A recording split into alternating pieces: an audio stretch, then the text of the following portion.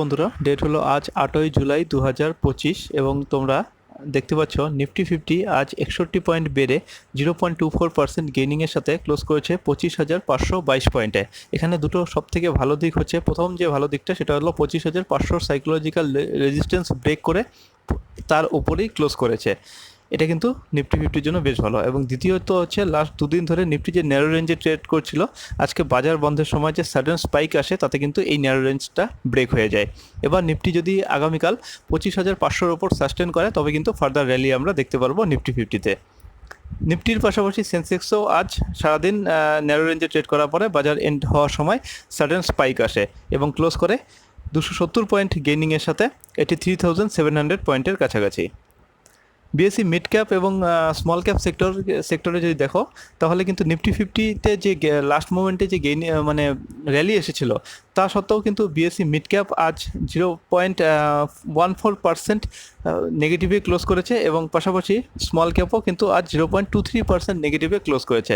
তার মূল কারণ হচ্ছে মিড ক্যাপ এবং স্মল ক্যাপে ফার্স্ট হাফে কিন্তু প্রচুর সেল অফ চলছিল, সেকেন্ড হাফে প্রাইস কিন্তু রিকভার করে। নিফটির আজ আদার্স যে সেক্টরগুলো রয়েছে তার মধ্যে নিফটি রিয়েলিটি সেক্টরে সবথেকে বেশি র্যালি আসে এবং 0.99% গেইন করে এই নিফটি রিয়েলিটি সেক্টর। সবথেকে বেশি আজ সেল অফ হয় হচ্ছে নিফটি ফার্মাতে, যেখানে 0.89% নেগেটিভে ক্লোজ করেছে নিফটি ফার্মা সেক্টর। এছাড়াও নিফটি অটো, এমএনসি, এফএমসিজি এগুলো সেক্টরও আজ নেগেটিভ, এগুলোতেও আজ মানে সেল অফ চলছিল। নিফটির স্টকগুলোর মধ্যে আজ কোটাক মাহিন্দ্রা ব্যাংক সব থেকে ভালো পারফর্ম করে 3.47% গেইনিংয়ের সাথে ক্লোজ করে আজ কোটাক মাহিন্দ্রা ব্যাংক। এছাড়াও Eternal, Asian Paint, NTPC, Grasim এগুলোতেও দেখতে পাচ্ছ প্রায় 1.5% থেকে 2% পর্যন্ত র্যালি এসেছে। আজ সব থেকে বেশি ফল করেছে হচ্ছে টাইটান, টাটা গ্রুপের কোম্পানি টাইটান হচ্ছে সবথেকে বেশি ফল করেছে, 6% নেগেটিভে ক্লোজ করেছে টাইটান।